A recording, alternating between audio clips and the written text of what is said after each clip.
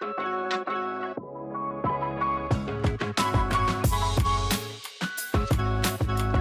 and welcome to the Auto Guide Show. Kyle and I this week drive some Mustangs, he drives another V8, I drive some other vehicles, and Toyota is pre-debuting a debut. But first, a word from our sponsor. eBay has reinvented car buying. From click to curb, everything is covered. With their new secure purchase, eBay isn't just where you find your car, it's where you buy it start to finish. Title, financing, registration, delivery, it's all built in. And eligible vehicle purchases are backed by up to $100,000 in protection. This is what modern car buying looks like. Get your next ride on eBay. eBay, things people love. Secure purchase is powered by Carmel Dealer Services, LLC, an eBay subsidiary. Okay, so kicking things off is another one of these weird things that Toyota's been doing with this new supercar they're bringing out, where they keep just kind of showing it or putting it in odd places in Japan without telling anyone. I don't know if it's like a genius marketing campaign or exactly what's going on, but a commercial appeared last night with what I guess is going to be called the Toyota GR-GT. I think that's what its name's going to be. And it once again showed it with Toyota's two biggest icons. It was the 2000 GT and the Lexus LFA on a track, and each drove by and you heard its engine noise in the dark, and especially this new one's very silhouetted. And then it said like the passion lives on or something. Mm-hmm. And then that it's going to debut on the 5th, I believe. So that's next Friday. Yep. So first there's a billboard at the Super Formula race that just kind of came out of nowhere. And now this commercial, and it's not anywhere but Japan, but it's in English, which is extra confusing. So yeah, I mean, I'm super looking forward to this. I still am not sure if we will get the Toyota here or if we'll just get the Lexus. There's so much unknown and so much debate about, will they be the same car, just slightly different? Will they be completely different drivetrains based on the same platform? Like, will they be uniquely different? I mean, that's my assumption, is that they're going to have very different powertrains. Same platform, but different. I think the weird thing with leading up to this is using the LFA to frame it, because Lexus has its own sports car coming. Why, like, it doesn't. Yeah. That doesn't both compute of them, to me. Yeah, and it's strange to me that Toyota didn't showcase this in Tokyo when I was there a month ago. But I guess there was so much other news that this can wait a little bit. It's very strange day too, right? Like, it's the start of the last weekend of F1, but they're not really officially. I mean, GR's got their sponsor on the Haas, but I don't think that they're bringing it there. So I guess maybe they just figured nothing's happening now, so we'll get all the headlines. But you're right with the LFA. I mean, I get it. The 2000 GT is like the icon from the 60s. And the LFA was amazing. But then why not have both cars? And I agree. I believe this will be that V8 turbo crazy engine they've been developing forever. And I think the Lexus will probably be electric or hybrid at a minimum. But if you use the Corvette as a base, it's like, well, then maybe the Toyota is like the regular Stingray, and then the Lexus is the E-Ray. Is that like where they'd compare? It's like, you put the hybrid system in the Lexus ones that you can differentiate. Like, I think they go all electric just to really be like our two directions. Like, look at how cool we are with our old school gas engines, and look how, I don't know, this one angle of it from the back, speaking of Corvette, sure has a C7 look to it with the way the greenhouse on the window goes and the wheel flares. But I guess too, when you're making an aerodynamic front engine shape, there's only so much you can play with and have to fit probably ridiculoly massive tires. Like, we don't even know anything about this. We're just assuming the V8's under there. I mean, that's what it sounds like, and that's what they've shown us before. But it's an odd campaign, but maybe, like, I get doing little things to create buzz, but like only a few of us happen to stumble over this. It's not like it's this thing that everyone's like, oh my god, like, look at this, and everyone's talking about. So, well, got a week left, right? Yeah, they've got the big debut happening next week, and like, people are going to be there to cover it. So we'll find out everything then. It's just, I don't know. Like, it's funny to me because people complain about how the Supra costs money. and this is definitely going to cost more. There's no way it'll cost less than a Supra. And at the same time, I'm just like, when Toyota wants to do something like the LFA or the 2000 GT, like when it puts its mind to something, it tends to do a really good job. So I am very optimistic about this, but yeah, like it's wild how little we know, which I guess maybe is kind of a correction from when we knew everything about the Supra for years. I think to your price point, that's why they're using the LFA. They have their $1 million supercar from the 60s that was expensive then the LFA, which was crazy capable, expensive. If you went like 2000 GT Supra, which would make sense on a Toyota vein, then when this is going to be at least 911 money, probably more depending on performance. So people are like, oh, like this isn't a super successor, and they're trying to make it seem like no, this is like an LFA successor. So, yeah, so like LC currently, GRGT, and then whatever the Lexus is, LFR, I think people are saying it's going to be called, which is a good. I like that. Yeah, I mean this car too makes sense because even if they don't plan to sell much and it's be expensive, but now they have a GT3 platform for Super GT and for other racing around the world, and they can maybe even expand into a hypercar off this. So I get, yeah. I mean, I'm not going to complain about a new sports car. By the time we do this next week, we'll probably know. Do you know if it's being shown in Japan? I assume there are. I hear that people will be seeing something next week. All right. So moving on to one other V8. You and I, seems like a lifetime ago. No, just a couple months ago, it drove a pair of Mustangs. I had the EcoBoost automatic coupe, and you had the V8 manual convertible. Is that right? Yes, manual convertible. So it's weird. You had the performance drivetrain and the touring body, and I had the touring drivetrain and the performance body. But well, you can talk about yours in a bit. The point of this, it wasn't even a comparison, it was like a feature, is the Mustang's the last muscle car standing again. This has happened a couple times in his lifetime now. And the reason being is the Camaro always needs to be a performance car, not just a muscle car, not just a straight line. Like it's always been an all-around car. The Challenger is pure muscle car, big and beefy. The Mustang's always kind of been all sorts of things. Like, yeah, there's been some low lights, and even in the Fox body, it had like sub 100 horsepower 4 cylinders, but that's why it survives. There's a lot of different versions, and I had like the almost base with a lot of frill options, not performance options put on top.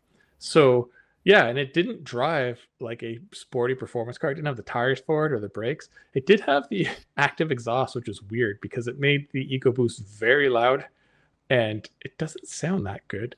But yeah, it's if someone just wanted a big rear drive kind of old school coupe, or just a performance or a sporty car without having to pay for the crazy performance, that's what I had.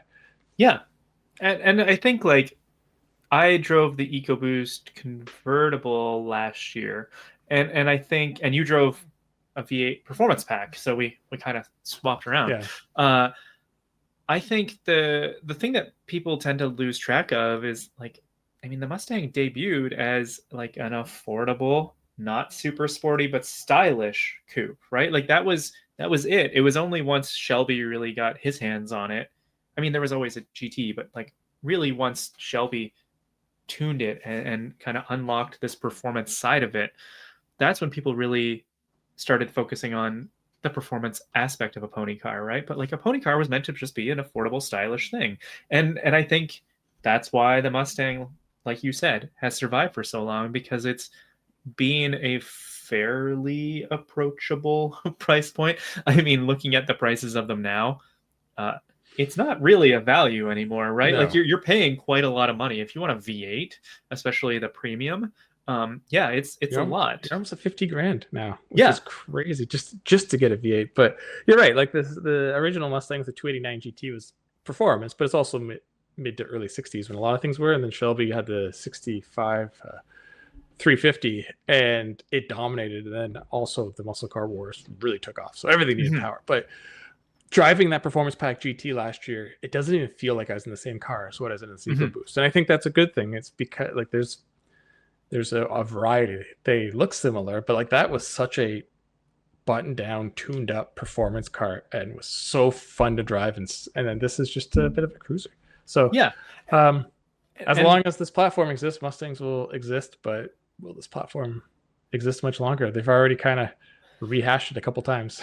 yeah. Well, and going back to my car, it is still kind of a tourer too. Like I know that it was a V8 and a manual, but and it has the performance package, but when you get the performance package, you don't get all the bits that you would on the coupe.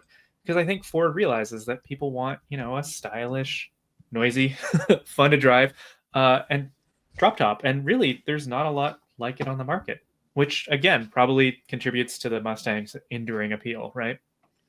Yeah, I mean, like you had the sort of everything. It had a bit of everything on yours, and you pay for it too. But Yeah, yeah, yeah, you but can. but that's the thing, right? It's like power to the people. Like whatever people want from a Mustang, it tends to deliver. Whereas the other cars are kind of pigeonholed into their own niches and thus don't exist anymore.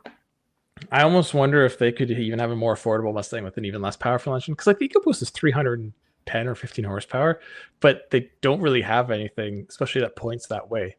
Yeah, That yeah, fits. So you'd have to make a new engine, which would be pointless. So anyway, yeah. moving on.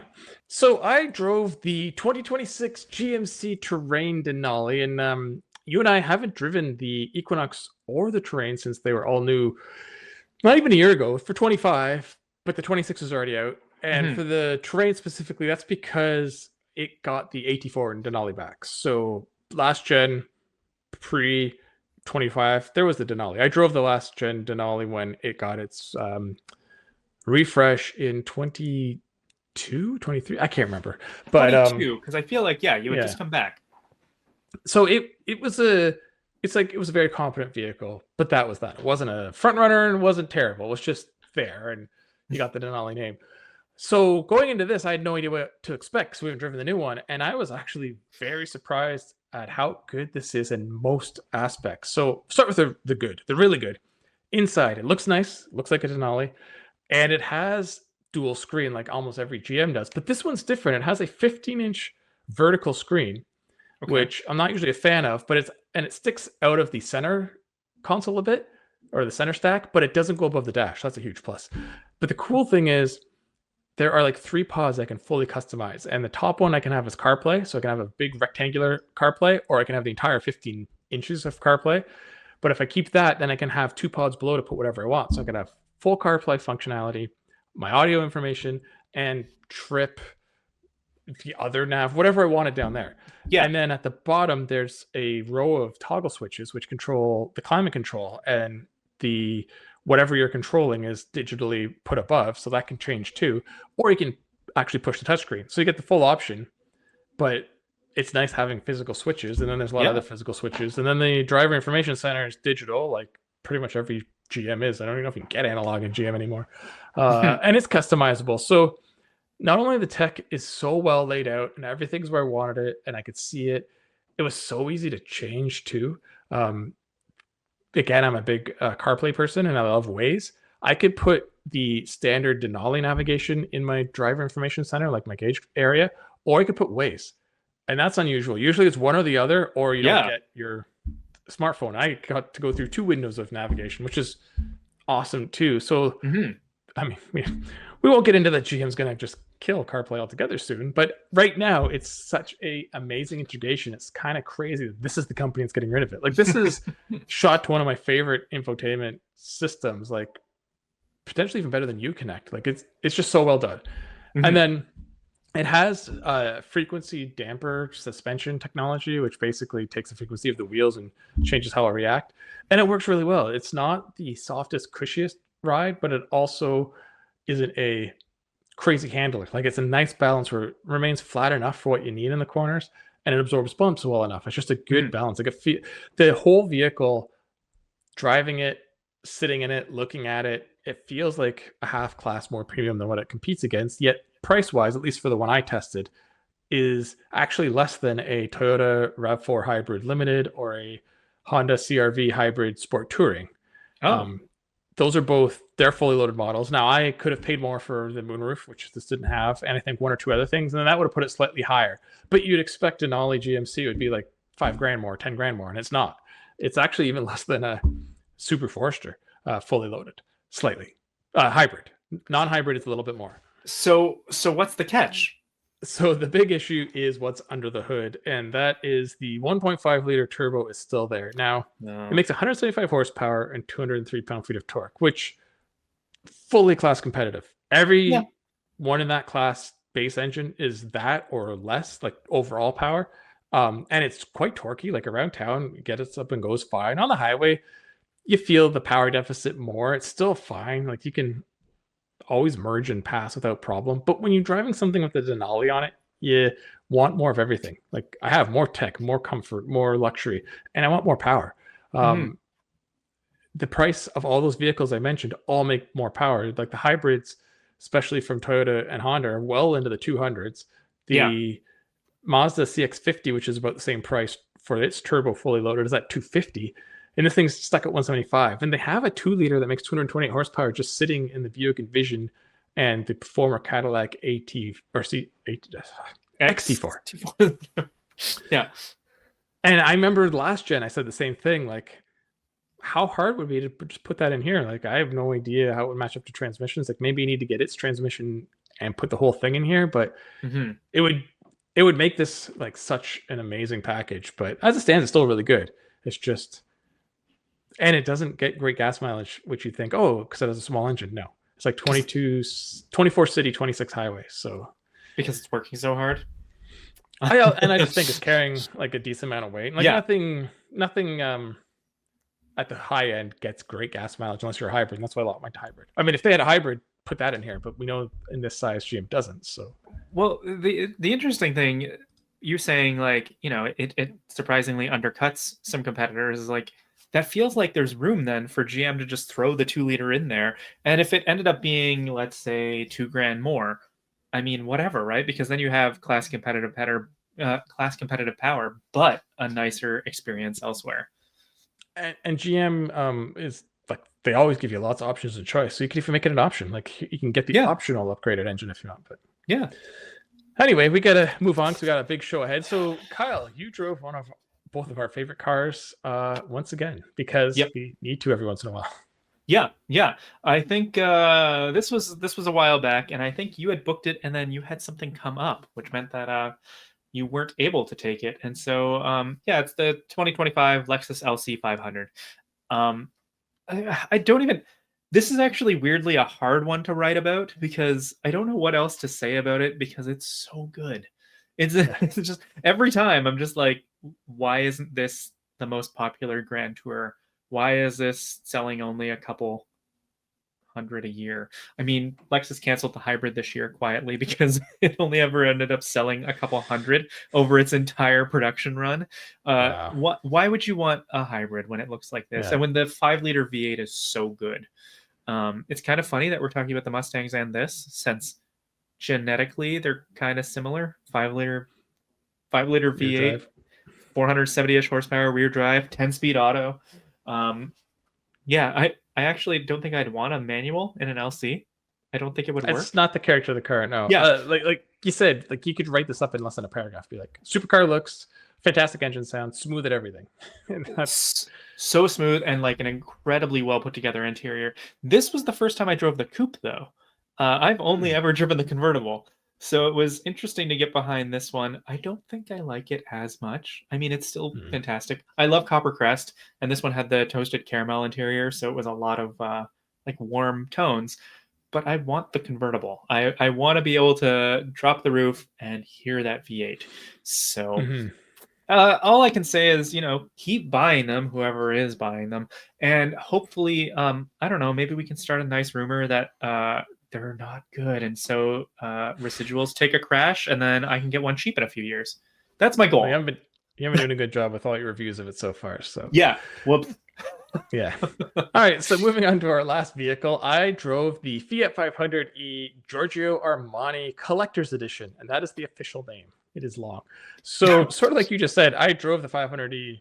I didn't even know if it was a year ago. And I quite liked it. Like it is a Fiat 500. It just happens to be electric. All the things about the 500 remain. It's fits 2 people fine, 4 people not really. This one's actually a little bigger, and I did have the family, and we could go small distances. It doesn't have a ton of range, but it's not meant to. It can go on the highway fine. It can drive anywhere fine, but it's really meant for a commuter / city car. And in that vein, it does great. And yeah, it doesn't, like I said, doesn't have much range, but it has a 42 kilowatt hour battery. Okay, so that's why. Yeah, and it charges at my stage 2 charger at home for like, it was less than $2 from under 50%. So like I could drain this thing and charge it for like $4. So, and that's going to give me more mileage than I need on a day-to-day basis. And the only thing that I will say is the Giorgio Armani package gives you the GA logo on the wheel covers, on the headrests all around. You get a signature on the dash, a signature in the windows. But like there's that, but everything else is subtle. It's got exclusive paint, but it's like, I think it's $2,800 more than the fully loaded 500e in the States and like $3,500 in Canada. It's just, there's no point. I mean, unless you absolutely are a huge fan of his and want this, it's like go down a level, save even more money, and still have a great little city commuting EV. So yeah, I just don't know who it's directed towards, but yeah, the Venn diagram of like huge Armani fan, also city car EV buyer. Yeah, it maybe doesn't work. Yeah. Well, that wraps up our news and reviews on the Auto Guide show brought to you by eBay Motors. We will take a break, and then Kyle and I will be back with a special guest that many of you may know. And then I'll be back with Colum after that, and then Kyle will return to wrap things up. eBay has reinvented vehicle buying. From click to curb, everything's covered. It's all thanks to their new secure purchase. Ever try to buy a car and end up in a parking lot with a stranger on some blind trust? Or spend half the day at a dealership talking to pushy salespeople and signing paperwork? Or maybe worst of all, wait hours at the DMV just to transfer the title? That era is over. For years, eBay has been the go-to for gearheads, collectors, and DIYers. Because whatever you're into, from classics to SUVs and trucks to imports, eBay's got it. And now with Secure Purchase, eBay isn't just where you find your next ride, it's where you can buy it, start to finish. Sellers and titles are verified, paperwork is handled by experts, and payments are traceable and digital, so you know exactly who you're dealing with and exactly what you're getting. Plus, you can finance, insure, and register your vehicle all in one place. No more hours at the dealership, no more trips to the DMV. Get your vehicle, plates, and paperwork shipped to your door ready to drive. And it's all part of one seamless process designed to feel as easy as buying anything else online. And eligible vehicles purchased on eBay are backed by up to $100,000 in purchase protection. Thinking about selling a ride? Secure Purchase makes that simple too, because you know your buyer and their funds are verified. If you still owe on your car, the financing payoff is fully integrated, so you're not chasing paperwork or waiting on checks to clear. And with Secure Purchase, you get paid fast, and you're not going to be stuck chasing no-shows or answering the 5th still available messages. This is what modern car buying looks like. Skip the DMV, skip the sketchy meetups. Buy it on eBay. eBay, things people love. Secure Purchase is powered by Carmel Dealer Services, LLC, and eBay subsidiary. All right, welcome back to the show. We have a special guest today, a friend of mine, a former colleague. Craig, if you could just introduce yourself for our listeners, please. A special guest. You're really ginning that up, Mike. I'd say maybe just a regular guest, ordinary at best. No, but great to be here. Good to see you guys. It's been a while. I saw you, Kyle, not too long ago. What were we on? The Silverado drive a couple months back. Yes, that's right. Yes, you were on the previous wave. I was on the incoming wave, and we said hello, and that was about it. And which is all too common in this industry, right? They're like, Exactly. Oh, hey, friend that we see a handful of times a year, never in our own local areas. Oh no, it's not allowed. No. You can't do that. No, you can't wander onto home turf. So for our long-term viewers, readers, and listeners, you'll recognize Craig Cole's voice. He was the face of AutoGuide. Me and Craig were taking turns going back and forth doing reviews on videos for years. And for our newer listeners, well, go back and check out some of his stuff. May I suggest the AutoGuide Reads Mean Tweets? The series. And of That course, was your brainchild, Mike, if I remember correctly. it was, and it worked well for a year or two. And then people just got real mean. And then You incentivized them. Yeah. They realized that they might get a part on it, so they had to really lean in. I remember spending like literally a week before that every year, having to go through every comment that was basically said for the year, and then filter out, okay, these are too mean. I'm not reading these. These aren't even creative. They're just mean. And then, okay, these ones have some humor misogynistic. Oh, that's exactly really mean. Sexist. And Yeah, you got to cull the herd.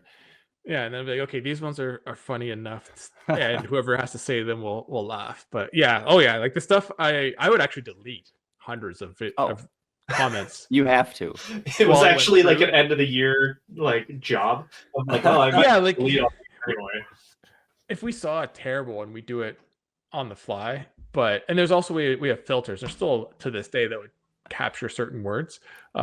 So I would go through there too. And yeah, like there's there's YouTube comments that people never saw the light of day, and we're probably better off not seeing them. But I'd read them. So I got to, you internalized the pain and the Mike's soul is just a little damaged. We lost now. A little bit of it was left to Peter Street back in the day. So anyway, Craig, yes. You have been in this industry probably longer than I have, and I feel like, well, maybe not the industry, but you've been doing the review game. I mean, I was in the industry since I was 19, which I've spent more than half my life with cars, which is crazy. Yeah, I've been doing automotive media for just shy of 20 years now as a full-time job, which I look back and I'm like, how is this first of all, how is this a thing? Number one. And number two, how is it still a thing? It's hard to believe that this is a job, because it kind of shouldn't be in a way, but here we are. And I've only been in 15 years, so you definitely have a lot on me. But like, it's crazy how I like cars. And when I was 19, I'm like, I'm gonna work at a dealership and wash cars. And from there, I just never turned back. It's But anyway, let's talk about you. So yes, sir. What got you started with cars? Were you like born into a car family, or is it something that you developed your own interest on? I kind of developed my own interest, I guess. My dad is he's retired now, but he was a machinist, so he was very hands-on. He would basically work with metal and heavy machinery to make things, to either make products or make the tooling that would manufacture products. So he was very hands-on. He built several of the houses we lived in over the years. He'd somehow, I don't know how you work 50 or 60 hours in a shop, and then you go and spend the rest of the evening, digging footings or putting up walls or running electrical wiring. I don't know how you do that and not just die from exhaustion, but he did it a couple times. So there's some drugs, but we shouldn't talk about those ones. Maybe why does Dad never sleep? I don't know. Or he's a vampire. Maybe he's a vampire. Yeah. But so he was very hands-on, and that's kind of where I learned that from. But he's very much into motorcycles. That was always his thing. And I never ever liked motorcycles as a kid. I thought they were, even as a youngster, I thought they were dangerous and like way too loud. I didn't like the noise. I was a very sensible youth. I was born an old person. So then, but my interest in cars was kind of a branched off of motorcycles and the technical side of stuff, because I love working on cars, fixing them, upgrading them. I've restored a car. We did a 36 Ford V8 sedan. Maybe you guys have seen that. Basically took the body off the frame, everything, every nut and bolt and bracket and assembly has been gone through and cleaned, replaced, refurbished, whatever, all the body work, tons of welding and replacing of steel panels here, there, and everywhere. But that car's been done for about 10 years now. And I didn't learn my lesson because I'm working on a 51 Ford right now. So doing the same thing, basically. You learned a lesson. It's just get a slightly newer one. Exactly. Well, the problem with the newer one is the 30s, restoring a Ford from the 30s is hard enough. Like it's not an easy task. The 51 Ford has like 10,000 more parts. Like in just a few short years, they somehow managed to make the vehicle like several orders of magnitude more complicated. So it's funny you say that because like I worked a lot on a 90 Miata once that I do, and I couldn't believe the simplicity of it compared to like cars of the last like 15 years even. Like, oh, there's actually just 4 bolts to take the seat out. So Yeah. I get the older the car, it's harder to find parts and it's more manual work, but it was just put together with screws and bolts, which is nice. Yeah. But it's funny It's you like- say you're born an old man. Like most people our age are into like 80s and 90s cars. Craig's always been into his 1930s Ford. I remember you're ripping apart that V8 and talking about parts that I didn't even knew existed. And, And it's funny, like, I don't know how people are going to restore cars that are new today. Like, I guess you're just going to have to 3D print everything because everything is made of plastic and everything seems to like disintegrate after 15 years. Wiring, connectors, interior trim, headlight brackets, whatever. It just crumbles. And no one's making replacement parts, right? Like the OEMs are discontinuing after 15 years. So it's like your car's a paper. They're like, we're done. Go buy a new one. Unless it's a 90s Camry, in which case, after 15 years, it's just past its worn-in period. It's just getting started. Yeah. Pretty much any Toyota. You want something that lasts, just go get a Lexus or a Toyota. You'll be fine. Yeah. There'll be AI replicators in a couple of years that you just go up to it and say, I want a 91 Scirocco or something. Like, print it out. And you're like, all right, here I go. Yeah, but it'll have 6 wheels instead of 4 because like you got 6 fingers, right? yeah, and it'll say like RW on the badge for some reason. But it's basically the same. Just don't go over about 30. Those are the early ones. Yeah, we'll have to iron things out. But yeah, no, that's cool. I didn't know you were working on the 51. I'll take a look at that. So obviously you developed your interest. What got you into this world? Did you go to school for it, or did you just kind of stumble into it like 99% of us? Yes, I kind of went to school for it, sort of. So I wanted to be a mechanical engineer when I got to university, to college. But then calculus happened, and I don't know why I thought I could just magically understand high-level math at the university level when I've literally hated math throughout my schooling career, elementary school on up. So I don't know why I thought like, oh, I'll just figure it out at college. Well, guess what? I didn't. So finally I got to like calculus. I just said, this is not for me. I wish I could be an engineer. I think it'd be a fantastic career path.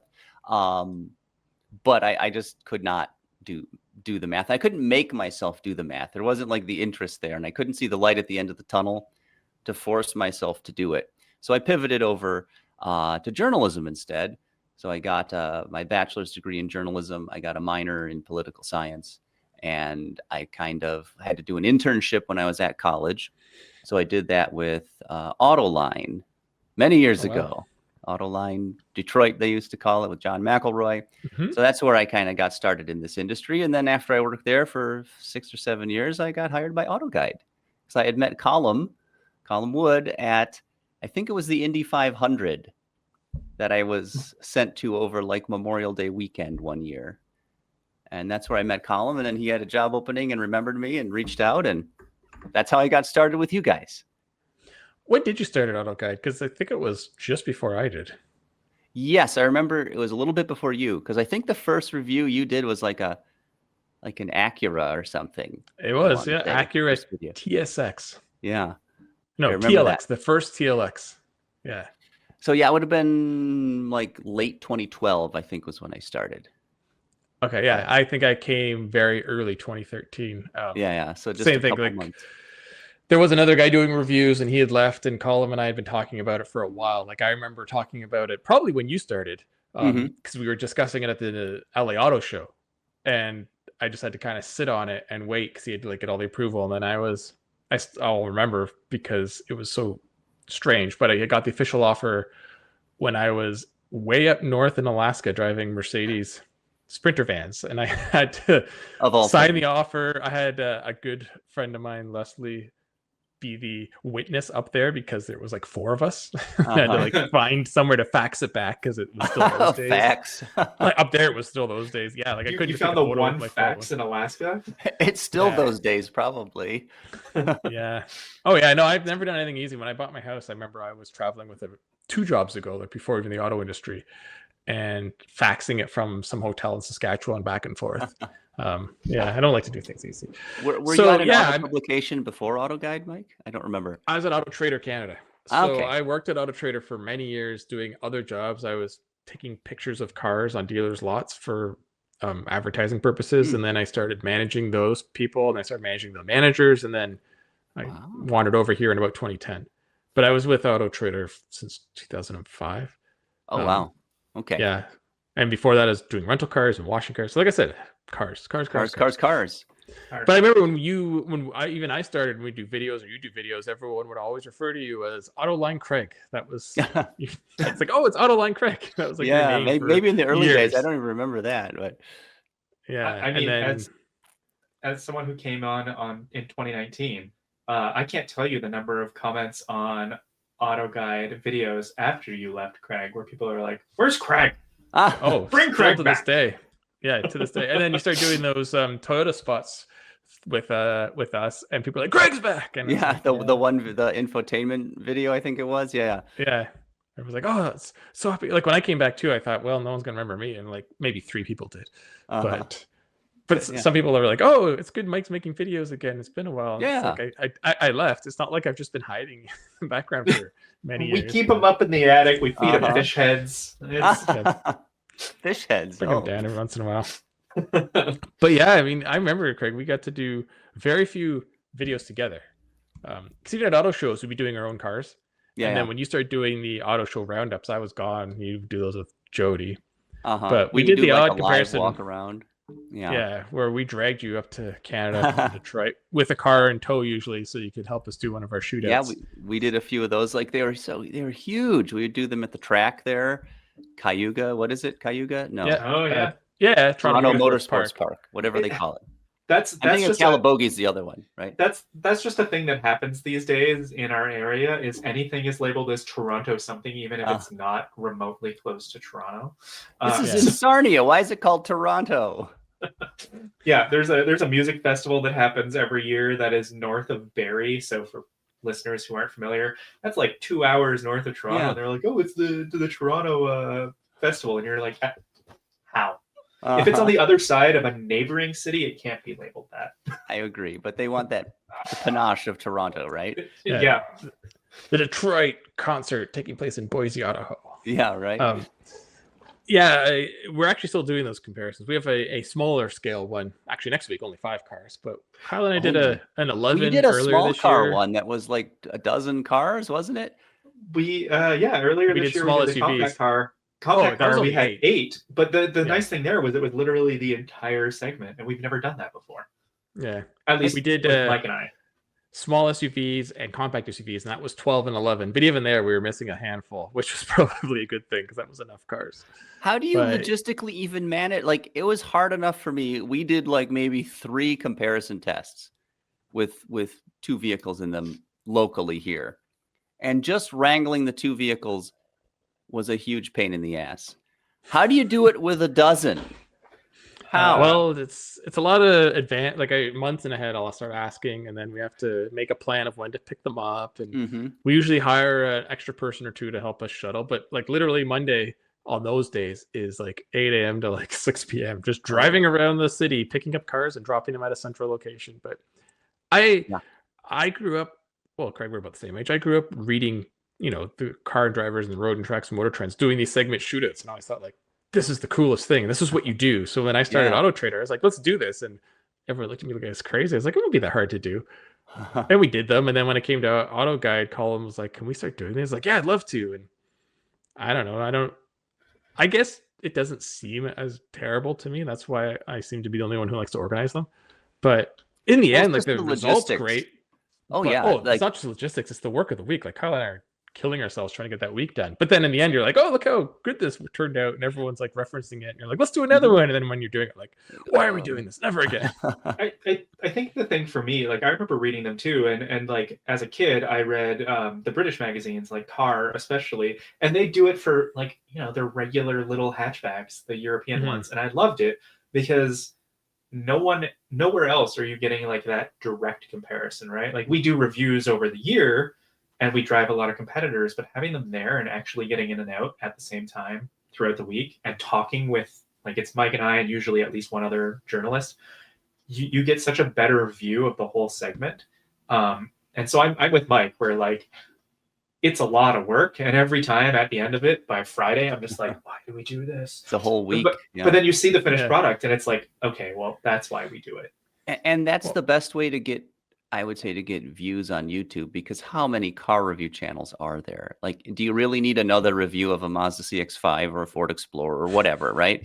Yeah. But no, if you can compare that to a Honda CRV or HRV, whatever, or you know, a Hyundai Palisade, as the case of the Explorer, like now you're adding value because you have two vehicles. Which one's better? Oh, the Hyundai may have more third row legroom. The Ford is more powerful. Whatever. You can really see and demonstrate those differences, so that if somebody is shopping for a 3-row SUV, they have a good idea of what they're going in for and what they're looking for.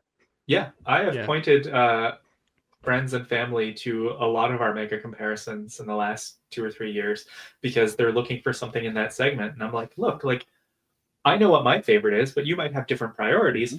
Go watch this. And then you can tell which one better aligns with your tastes. Exactly. Yeah. I'm going to give you the links to randoms.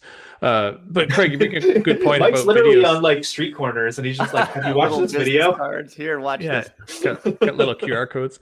Like when you and I did video with AutoGuide originally, like we had videographers in production because we were semi early to it. We weren't the earliest, but we were one of few full-time channels that did it. And like I've said to people, like if we got 50,000 views in a video, it was a failure. And nowadays there's just so many. And I mean, I know you tried not too long ago and I tried again, like going back full-time video, and you just can't make the inroads regardless of quality because there's just so much noise out there. So like you said, you need to find something different. And it is even our comparisons sometimes do good, sometimes do terrible, but these shootouts usually do really well. And it's not like we post it and we get 100,000 views. It's like over weeks, over months, it just keeps getting views. Because well, that's the thing. It's very evergreen because somebody might be shopping for a 2025 Camry, you know, but they'll still be shopping for a 2025 Camry in 5 years on the used car market, right? So they search for that on YouTube. They'll pull up this big comparison. They could see, oh, there's an Altima and a you know an Accord and everything else, and see. Yeah, we should maybe do that segment before more of them die. I was gonna say, what, right? get all three cars? Yes. All three of them. Yeah. But I mean, Craig, you did them with us, and Colum, I've done them. Sometimes you go in with a good idea who's going to win. Like the compact cars, we knew the Civic was probably going to win because it's just such a fantastic car.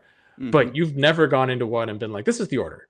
Like there's always a car that you're like, this is terrible compared to what I thought it was. And there's always a car that's like, this is way better than I thought, because in isolation, you're trying to remember what you drove 3 months ago, what it was like. And when you start, and especially when it comes to like rear seat space and stuff, you don't realize till you sit in them all like, oh, this is good, this is bad. So there's a huge value in getting them all together. It's just not easy. No, because the manufacturers generally, at least on our side of the border, would always want to be involved and know that their car was going to be put in a comparison test. You kind of have to they all know here, that. but they're all on board. But I think it's because we have such a history of it. They know, like, even if they're one of the last place cars, we're still going to talk about. You're going to be fair. Pros, the pros and the cons. We're not just going to be like, this is the most terrible thing ever. Don't ever buy this. You're a complete idiot if you buy that car. Like, and some people do that for clicks. It's like, no, we're trying to actually tell you, like, in that compact, the Sentra came last. It's still a good car. It's a great class.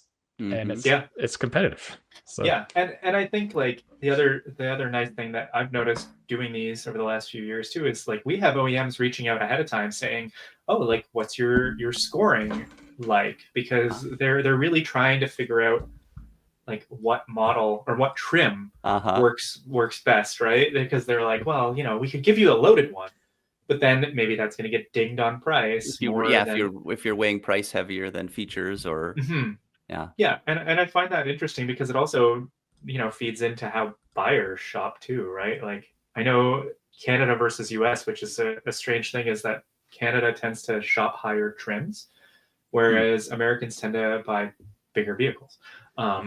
So it's interesting how there's even those differences. And then, of course, in Canada, you have Quebec, which is its own entire thing. Almost its own country once or twice. Yeah. So it's really fun. I think that's the thing at the end of the day, is like, as much work as the mega comparisons are, it's so fascinating to get a better view. Yeah. So what's the next comparison we can expect from you guys? Well, like I said, next week we're doing so the midsize SUV has kind of morphed into, everyone kind of started finding a niche, and it's kind of gone into two. There's sort of the premium mainstream midsizes, and then there's sort of the off-roady. So we're doing the premium. So the goal was to have the Murano, but we'll spoiler alert.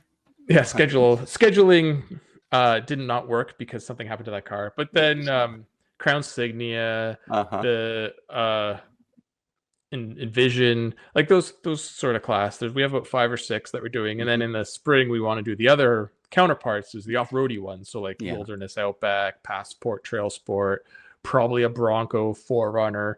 Sort of the 2-row bigger than compact that want to go off-road, or the 2-row bigger than compact that want to be premium. There's this sort of just mainstream 2-row kind of died because I think people either go all the way to 3-row or they get smaller. So you don't get like the regular edges or anything anymore. Yeah, the edges. Yeah. So that's our next one. And then the Murano like in the spring, and it's obviously totally different, and the weather's different. And just patch it in as a joke. Yeah, it's the exact same time, and then maybe have a really bad cutout of the other cars. Exactly, like Photoshop it into the lineup. We have gathered 6 cars here to compare. Yes. Yeah, the bad voiceovers too. Maybe have Kyle, Craig just pops in to say something. Or I'll voice over you saying 6. You're introducing 5 cars, but then you hear my voice say 6. Yes. We have the best 5 2-row crossovers. Yeah, there you go. Yeah. See, but Craig, we'll call you up for the real punishment. That's going to be the one that I really want to do in the summer, and that's is that? What was it, Kyle? 2.5 years ago, we did I know we call them compacts, but they've grown. But the CRVs, the RAV4s, like that size, we did 11 of them, and we've been waiting because we need about 1 or 2 more to make it to market. But in the summer, we want to do the hybrids of that category, because everybody pretty much is a hybrid now. But we're waiting for the Rogue. The Forester's here finally. There's one more that we're waiting on. The new CX-5 doesn't get a hybrid till the 2nd year, so next year we might have the new CX-5, but it won't be hybrid yet. So we'll just have to get we'll have to get the current Toyota CX-50. CX-50 hybrid. Right. Yes. So because that's the thing, CX-50, RAV4, CRV, Forester, Rogue, Outlander, like they're all got a hybrid now. So and the Cherokee. The new Cherokee too. And then whatever GM doesn't have a hybrid. No, but they have an Equinox that's about the same price that just runs on electricity. Volkswagen doesn't have a hybrid yet, but it's supposed to come eventually. So do they have a diesel though? Too soon, Craig. It's only been too soon. It's only been 10 years. 10 years. Has it really? I don't know. It's been a long time. At least, Like Craig and I work in AutoGuide. We were like it was blowing up when that thing happened. I got a question for you, Craig. This is a way back playback. Yeah. Do you remember? And I'll always remember this. The article that we posted that absolutely blew up and was our #1 article, probably still of all time to this day, and we beat everybody in the world for some reason with it. Do you remember this article? Did Luke write it? And was it that who's the Fast and the Furious? Paul Walker.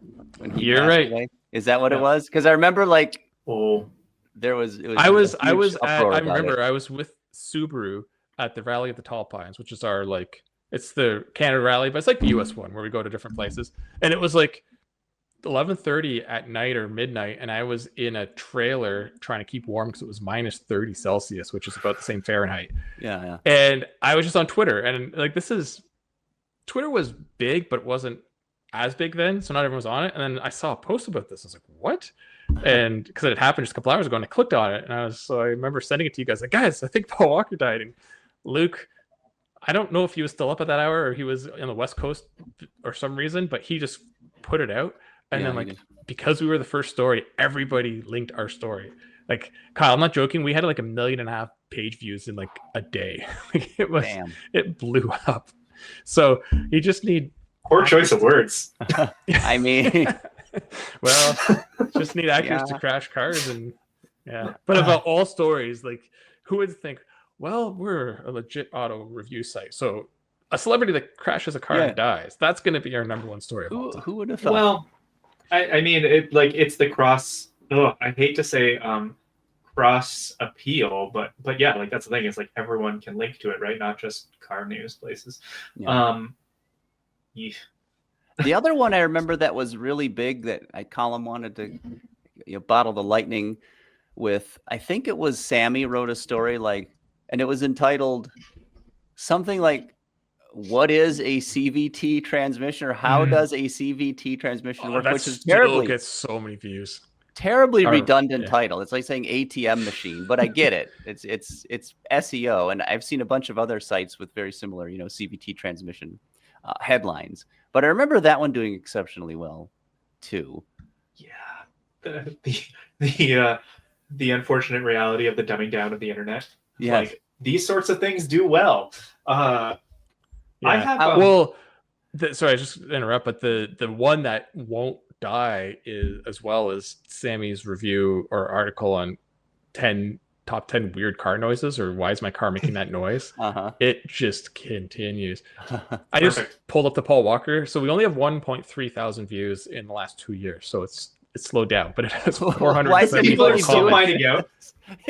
What, he just died in 2012? Oh no, or whatever year it was. For a site that gets, if we're lucky, 3 comments on an article, this has 474. So it just shows what it did back in the day. But anyway, sorry, Kyle, what were you going to say? There's your metric, Mike. You got to match that now. Come on. I'll up those numbers. I have a slightly different question for Craig, because we've gone off track a little bit. I want to bring it back to Craig. You live in Motor City. Obviously, there's been a lot of change in the last, I don't know, every year it seems like people are talking about how there's 60 years. But like, so what is the vibe now in the city? Like, I'm very curious, and I want to hear someone's opinion from, that lives there, right? Of like how it feels if cars still feel like they're always going to be central to the identity of Detroit.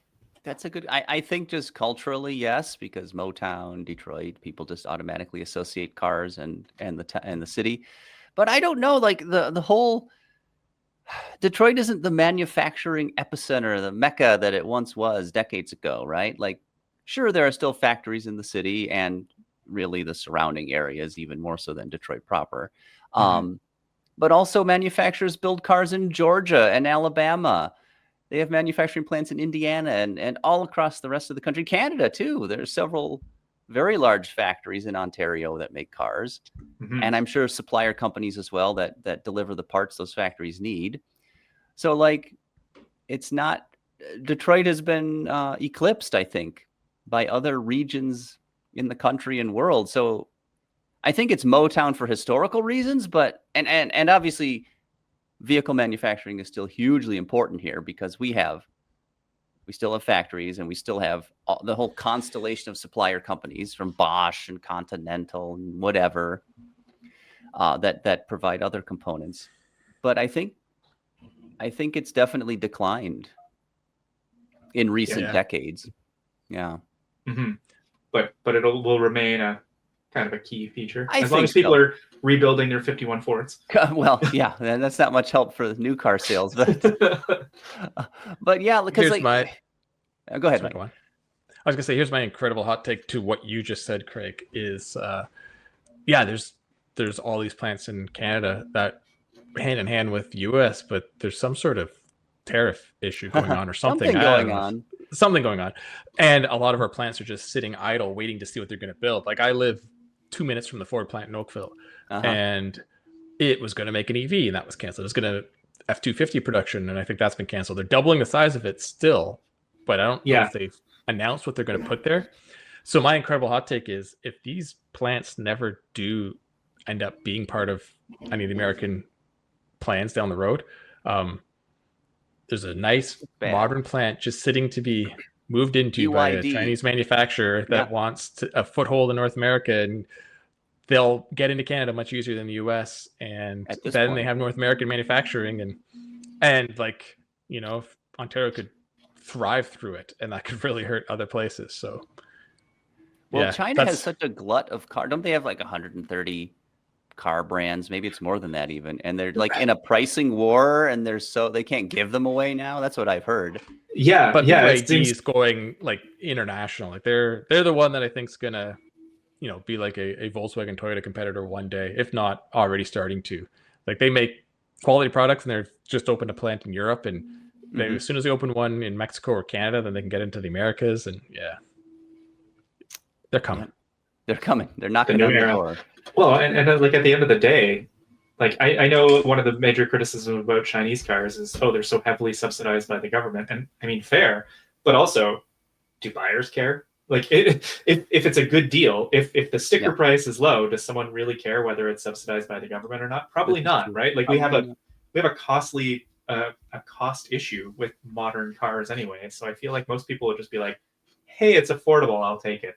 I mean, everybody's iPhone is already made in China. So the notion that Chinese companies can't build quality devices is insane. It's completely wrong. It's just how much does the company that wants to do manufacturing in China or with Chinese firms want to pay?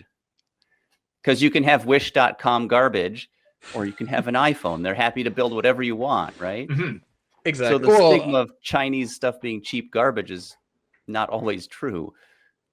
There's still the big thing about tires, right? Like, oh, if it's a Chinese brand tire, it's terrible. Yeah. It's like, you don't realize how many big American brand name top of the line tires are actually made in China. Yeah. I mean, they're made in other places too, but it's, and I mean, even cars now, but this is like Japan in the 70s. Oh, Japanese can't make good quality cars, and Korea in the 90s. It's, you know, it's say what, like, pretend it's not going to happen. It's going to happen. Yeah. But every time the timeline gets shorter. Yes. Oh, yeah, for sure. Because it's more of a global world. And like I said, if you can come to Canada now and there's a factory made and you have all the technology from around the world, you could probably build a quality car from day one. Whereas back in the 70s, it was a little harder to just have all those resources on the fly. So can I come to Canada and get healthcare, please?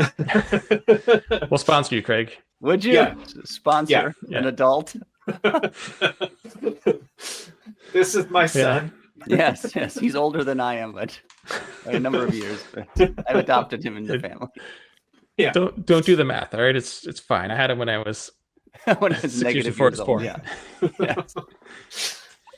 Well, Craig, I don't take up too much more of your time, but where can people find you these days besides the Toyota infotainment videos? Oh, this is your go to AutoGuide, the AutoGuide YouTube channel. Yeah, there's a great Toyota infotainment feature. Actually, started my own YouTube channel with Ben Sanders, if you remember old Ben.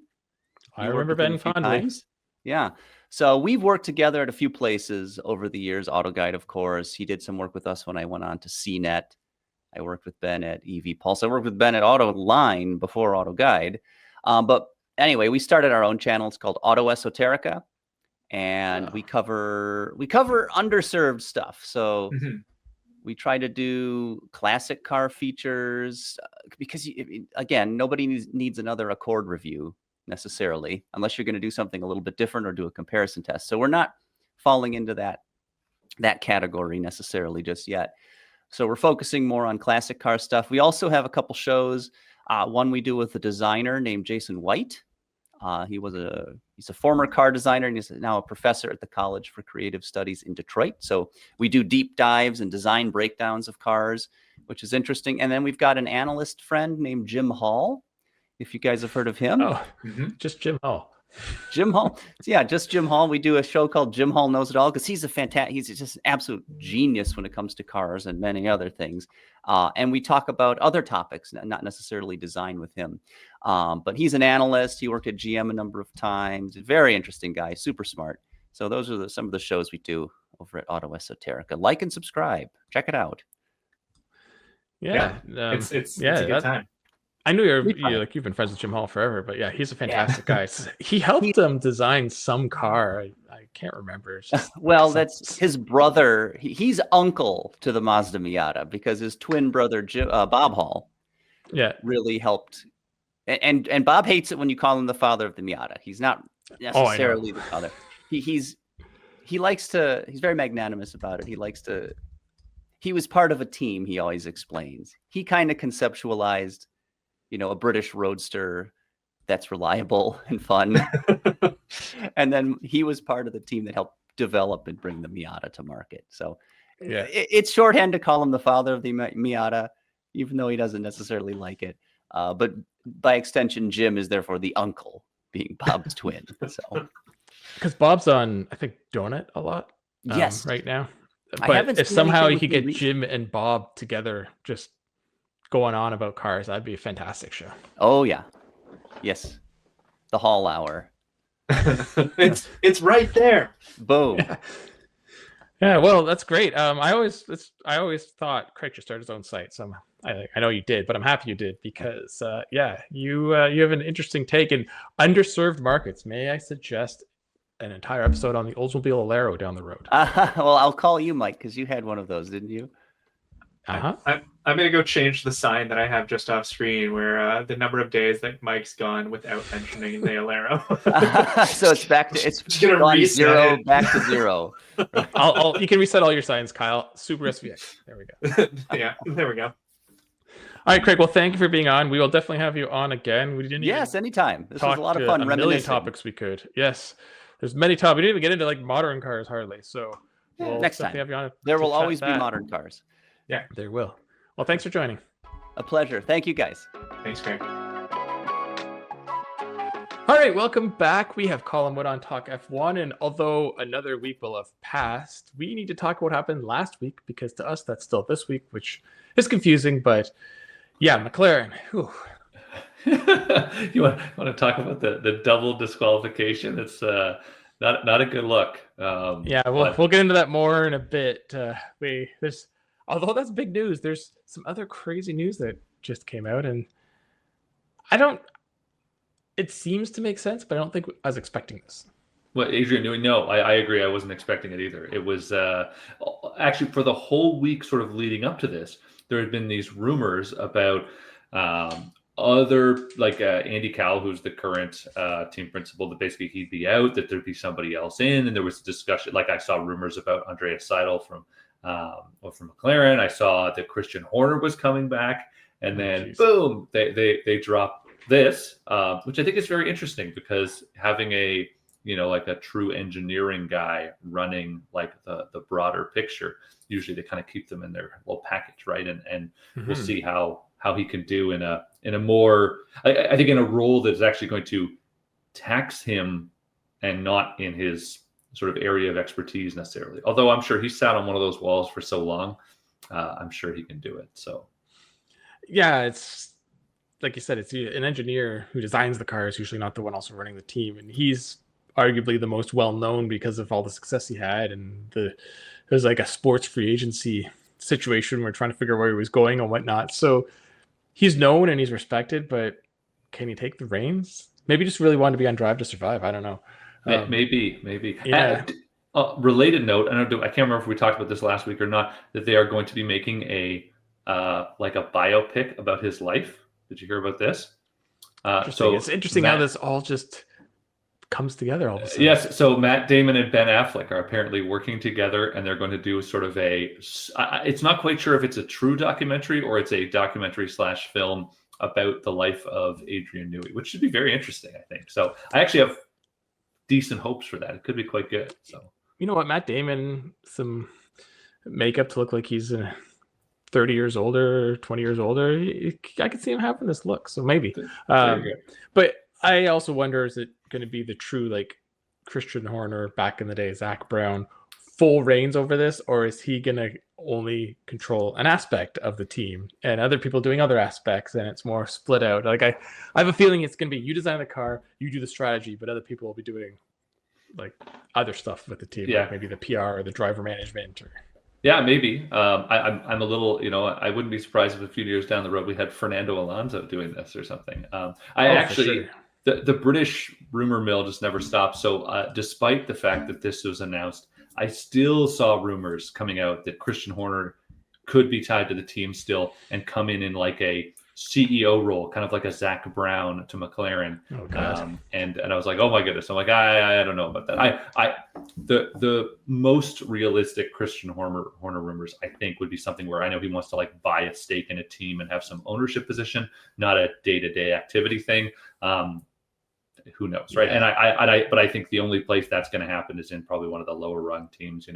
Try and jump in and finagle things at an Alpine or a Haas or something. And I still also don't see that happening. So, yeah, of all teams that I could see that bring him back would be Lawrence Stroll. Be like, hey, I don't care about what happened before. Like, I just need him on the team. But I'm curious with Adrian having more control and power and say how much of a leash Lance may get in the next couple of years, because you got now someone who's a little more probably respected and outspoken that's gonna be in a position of we'll see.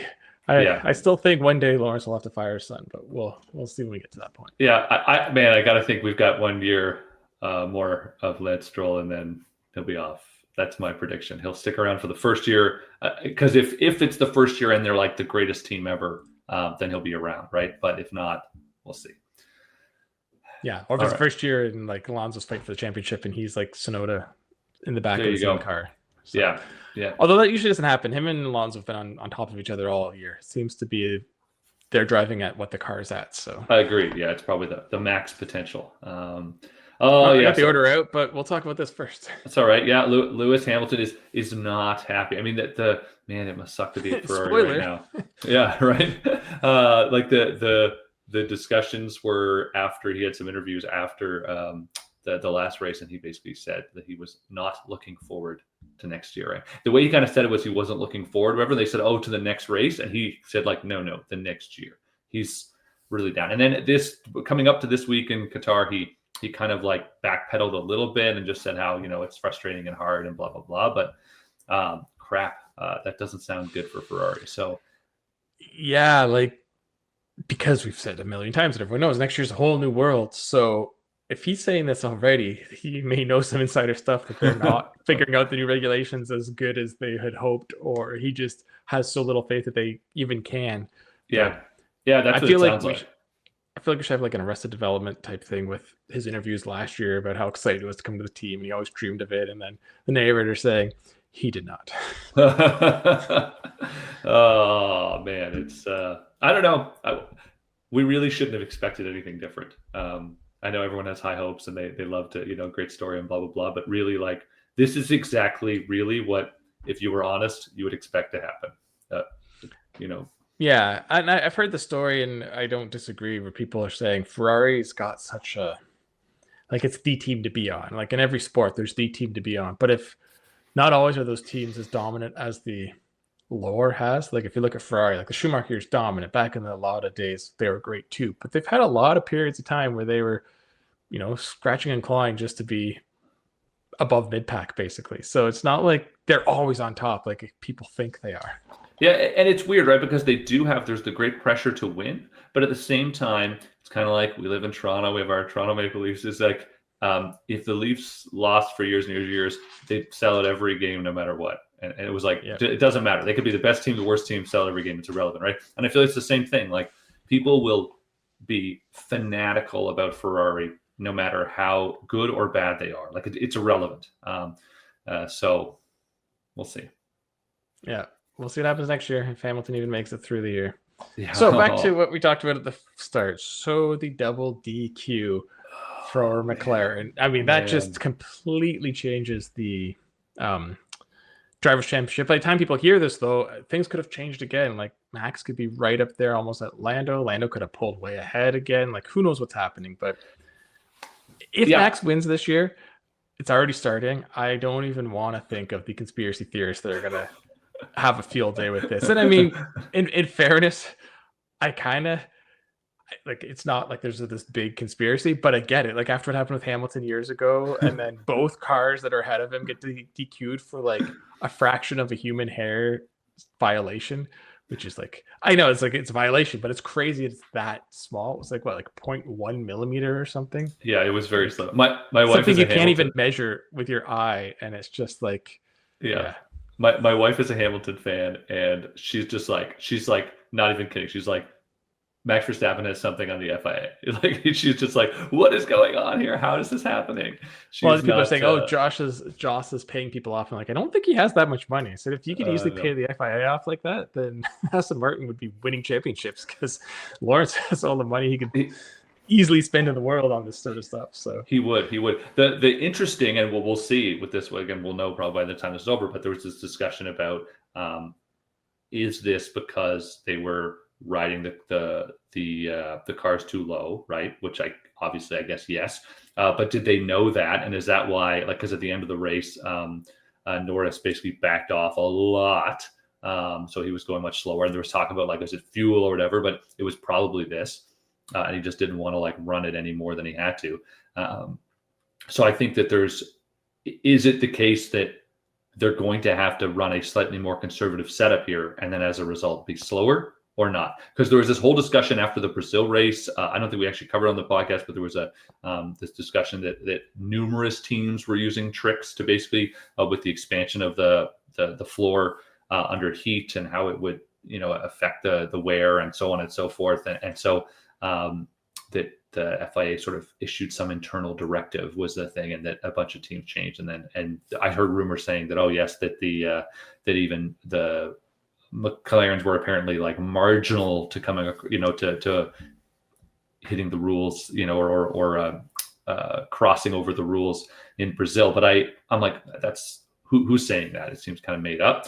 But yeah, I think we'll see very soon if the McLarens have to be slower because they were doing something. My understanding from those Brazil rumors was that basically effectively every team was doing it. They had this. They all had figured out some trick to run the cars lower. So this could just be again a total one-off. So it certainly threw everything up in the air. I was sitting on my couch watching the race. My wife, she watches, but she just can't avoid social media, and then she's there, and she had already spoiled the race for herself. And then so as soon as it's over, I'm like, oh, that wasn't a bad result for Max. And my wife just like, the McLarens were both disqualified. And I was like, what? What's going on? You're right. They may have known that they're getting close. That's why I backed him off. But hearing what the team said, and as it goes to Qatar, which again will have already happened by the time people hear this, but I don't think they'll have to change much. It seems like the crappiness of the roads in Vegas caught them out. I mean, they should know by now. They've been there enough, but they basically said it was bumpier than they were expecting. So they probably were pushing their luck on either suspension softness or ride height.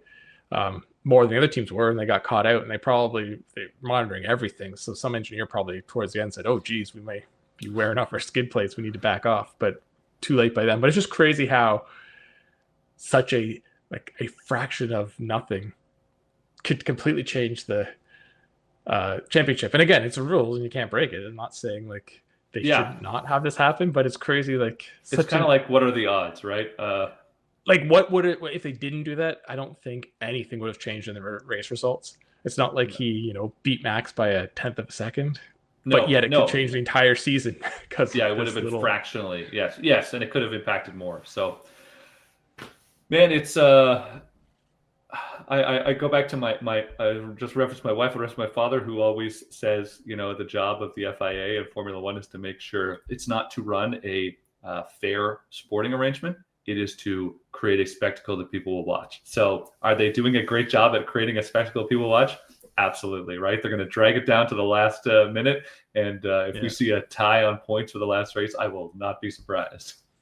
Yeah, no one wanted when the McLaren wrapped up the manufacturers that early. They're probably like, okay, we got to change this. I feel bad. Like Oscar is really going to test his resolve for such a young kid. Like had the lead, and now he might not even get second. Probably won't. Like just spiraling down. His team's probably saying to him, so if you're beside Max in a corner this race and get a little aggressive, we won't really mind if you just knock him off the track so we can make sure Norris wins. Torpedo away. But make sure it's not intentional. Do a Max move to Max. Yeah, exactly. Yeah, just really aggressive. That's all. Oh crap! Well, it's going to be a great end of the season. I'm stoked. I'm excited for a sprint weekend because there's extra F1. There's more points. More extra points too. I mean, if the car doesn't get disqualified, although Max won that race, like he just got out. Like Lando had a terrible start. I still think like Lando was getting poles and he has the pace, so I think he can, if he doesn't break down or get disqualified, eke it out. But anything can happen, right? A back marker can take you out. You can have a engine failure. You can blow a tire. Like there's so many things, and we got 2 races and 1 sprint left. Is that right? Yep. Yeah, that's it. It's a lot of points still. Yeah, and not many days because I think the next race is even the very next weekend. So it's like a super short period of time between now and the end of the season. So it's coming down to the wire. It's December on Monday, so yeah, I know. We need to finish it up. All right. Well, thanks for coming on. This went a little long, but there was lots to talk about, and I'm sure next week and the week after there'll be even more to talk about. So, there will indeed. Yeah, we may be crowning a champion next week. We may be getting ready for the crazy 3-way battle to finish the season. Who knows? It's going down to the wire, Mike. Going down to the wire. Yeah. All right. We'll see you later. All right. Take care. Bye. All right. So that wraps things up on another long episode of the Auto Guide Show brought to you by eBay Motors. So we won't take much of your time. But just quickly, this week, Kyle, you and I have been comparing some off-road midsizers that are very different. I have the Honda Passport Trail Sport, and you have the Toyota 4Runner TRD Pro, which is much more money, but also pretty hardcore. And it's been really interesting driving both of them throughout the week. Yeah, it's much more of everything, including money. It looks really cool, but we will save our thoughts on that for a future date.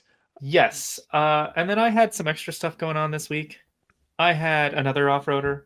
I had the Jeep Wrangler, except it was the low trim Sport S, and it's the 2-door and it's the manual. So that was interesting because I don't think we've covered a 2-door or a manual in a long time.